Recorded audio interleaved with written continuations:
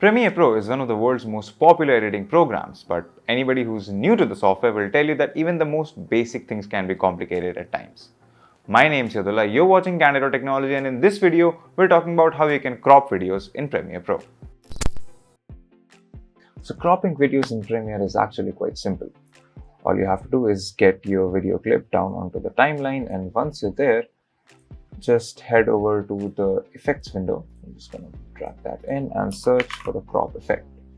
And drag and drop this effect down to the timeline. Let's get rid of this, and in the effect controls panel, you'll see the effect show up. Now you can just adjust the crop you want from whichever direction you want it. So top, bottom, right,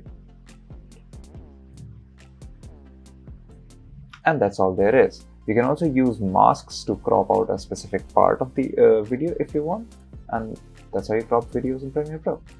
If you like these videos, consider subscribing to the channel, give us a thumbs up, press the bell icon, and tell us in the comments below what more content we can bring to you. If you want to know more about tech, visit our website, Candid.Technology, follow us on social media, follow me on Instagram or Twitter, and we'll see you in the next video.